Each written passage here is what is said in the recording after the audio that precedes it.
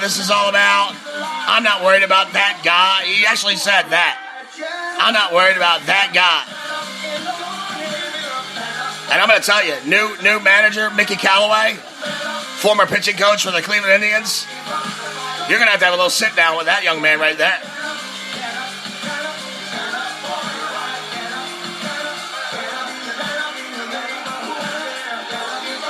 I mean, dude, you were awful last year. He was 3-7 in 17 starts. He gave up 15 home runs in 86 innings. 5.21 ERA, 5.03 FIP, and a 1.59 WHIP.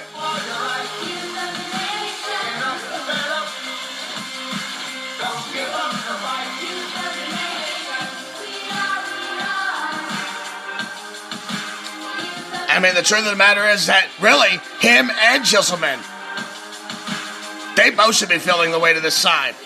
Both of those dudes could wind up getting demoted. I don't even know if Wheeler has any more options left, honestly. But he better watch his mouth.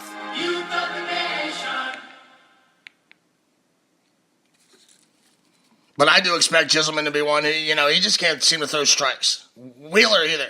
But here's the thing, they tried a thing with Wheeler where they put him in the bullpen, and he's, as bad as he's been starting, he's not built for the bullpen. His arm does not recover good. So, Jason Vargas goes to the Mets, not a bad signing. You're listening to the Jake Robinson Sports Experience on the Let's Talk Baseball Podcast Network. Hat Podcast Machine.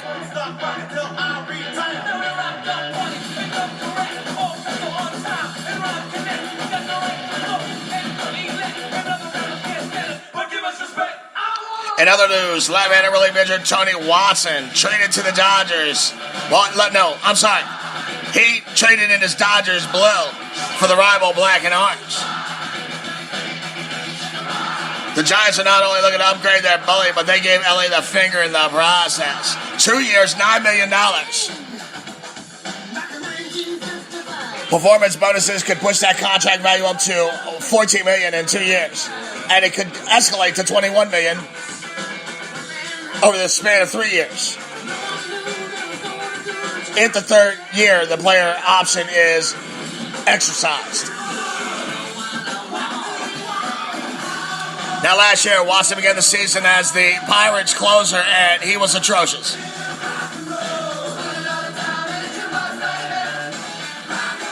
He tried to fill the role that Mark Melancon left when he signed with the San Francisco Giants.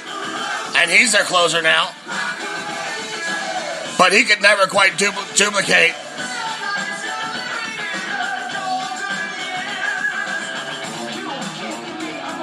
what Melancon had done. He was just totally out of his comfort zone as a closer. And I told you, I would never want that dude to close for me. But look, he's Hold City. And he matches up good against left-handers very well. Very well. He was acquired by the Dodgers at the trade deadline last year. And then they put him right back in that setup role that he was in with success in Pittsburgh for Kenley Jansen. And he found his game again. 24 appearances. He had a 2.70 ERA and a 1.05 WHIP. And if you remember,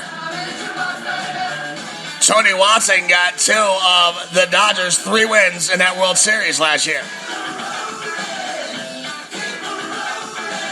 Now, the Giants' bullpen in 2017 was ranked 19th in the majors in ERA and 27th in WHIP.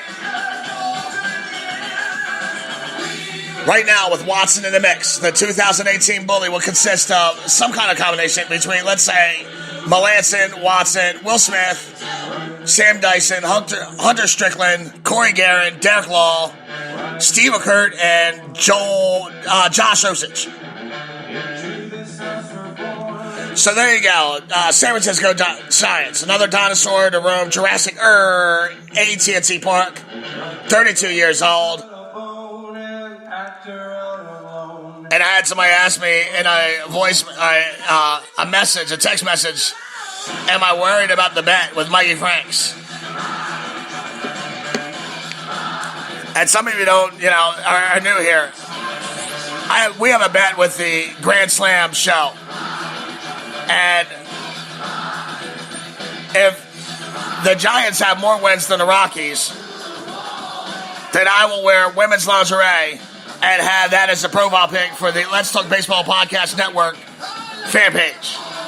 But if the Rockies have more wins than the Giants, then Mikey Franks of the Grand Slam with Mikey Franks show, he's going to have to wear Speedos in all his glory. And he's going to be the picture on the Facebook page. Well, I'm going to be honest with you. It does make it a little tighter. It does. It does, because that bullpen was trash. It was trash. No matter what Mikey tried to tell me, it was trash. So, yes, Tony Watson does help them. And it makes things a little tighter. It certainly makes things a little more interesting. But I still don't like that team. I still don't like that team to go over my team. And I know that Mikey is now sitting here saying, oh, yeah, I was looking at Wade Davis's numbers when he played for Tampa, and they weren't very good. Well, let me explain something to you about how baseball works here, Sparky, okay? If you look at Zach Britton's numbers in the beginning of his career, they weren't very good either. You know why? Because here's the thing. With the exception of, your Wilbur Woods, your Eckersleys, your John Smoltz, with the exception of those guys, all relief pitchers, I'm going to teach you a little secret here. All relief pitchers are failed starters. Okay, you understand that? All relief pitchers are failed starters. Wade Davis was a starter in Tampa Bay, the same as Zach Britton was a starter in Baltimore. Yes, they were both mediocre in the beginning of their careers. Yes, they were. They were starters. Mikey's thing is, now he's going to get to Colorado, and all of a sudden he's not going to be a great pitcher anymore. That's horseshit. The Rockies have had plenty of great closers in that stadium. Wade Davis is going to be fine. It's an 8-man, 9-man super bully. And he keeps poo-pooing the fucking Kyle Freelands and Herman Marquez. And I'm going to tell you right now, you better not sleep on those two kids. So, does it get tighter? Yes, it gets tighter. Am I worried? Hell no, I'm not worried. Mikey's ass is going to be in a fucking Speedo. You better start getting in the gym. I'm telling you right now.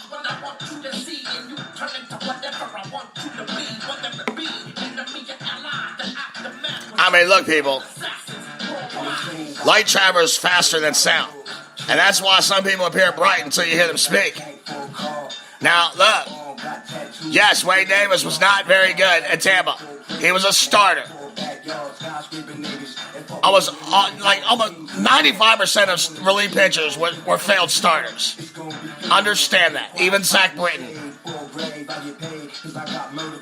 You're not going to sit here and compare his career now to what he was in Tampa.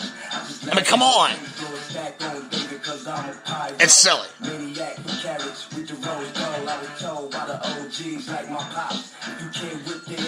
Now, Tony Watson, 7-year career.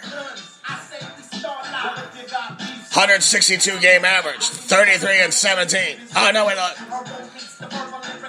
7-year career, 33-17, 2.68 ERA. 68 games. What am I looking at? Okay, he's gone 33-17, and at 162 game average, he averages 2.68 ERA, 68 games a year, 65 innings pitched, 57 strikeouts, 144 ERA plus, and a 1.09 WHIP. So yes, I do think that Tony Watson is a good fit for them, but I will say this. Tony Watson is now 32 years old, okay? He's another dinosaur in that Jurassic Park they call AT&T. And at this point, you're going to be looking at soon, Tony Watson is going to be your situational guy. Looking at him as as your primary setup guy, I don't know that that's going to be the situation this year. But that's a hell of a situational pitcher. I'll tell you that right now. You're listening to the Jake Robinson Sports Experience on the Let's Talk Baseball Podcast Network.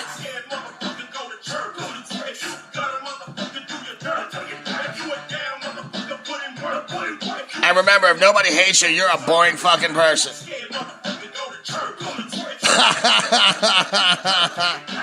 That just came in my head, you know.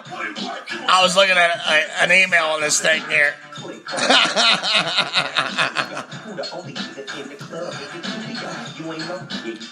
Left-handed pitcher Jamie Garcia is headed to his fourth team in the past year. He signed a 1-year, $8 million contract with the Blue Jays. The 30-year-old who spent 9 seasons with the Cards was traded to Atlanta after the end of the 2016 season. He made 18 starts for the Braves last year, going 4-7 with an ERA of 4.3. Traded to Minnesota on July 24th. 6 days later, he's flipped to the Yanks. Now, all told, the Mexican southpaw, he finished his 9th season going 5-10 with a 4.41 ERA and a 1.41 WHIP. And right now, at this point, I think Garcia is just looking for stability. And he may just very well find it in Toronto. Toronto is one of those teams that I always feel like just underachieves. And usually it has to do with health and a bullpen.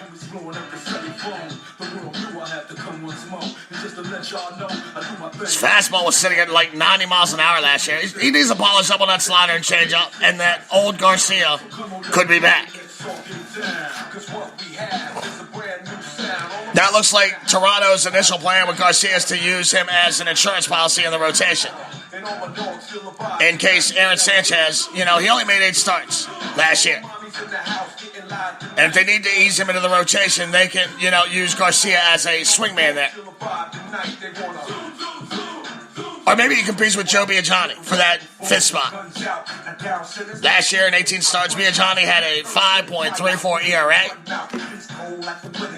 And I got to think the Blue Jays are looking for something a little better than that. You're listening to the Jake Robinson Sports Experience live on the Let's Talk Baseball Podcast Network out of the Robinson Gearing Studio Complex in Pawleys Island, South Carolina.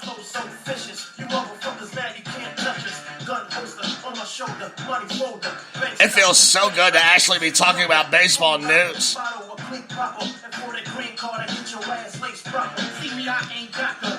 The Red Sox, they've been relatively quiet all off season.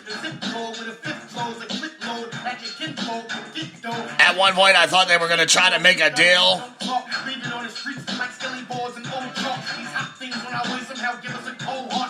to get Hosmer into Boston.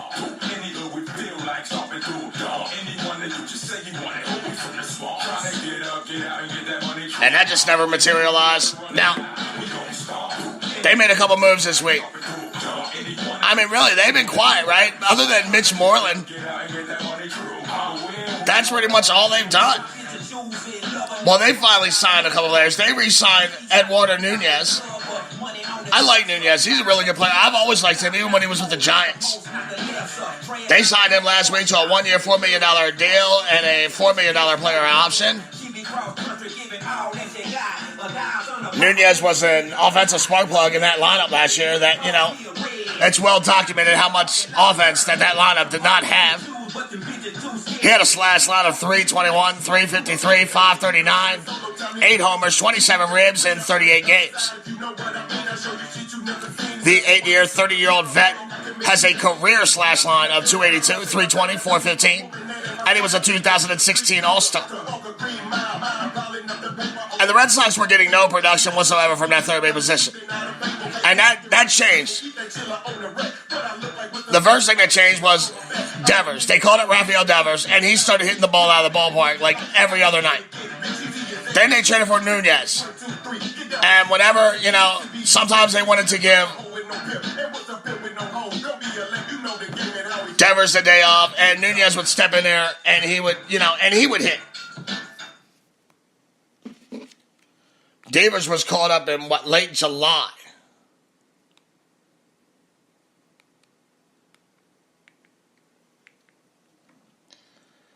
And he projects to be a 25 to 30 home run guy. But should Devers struggle against southpaws, we'll likely see Nunez spell him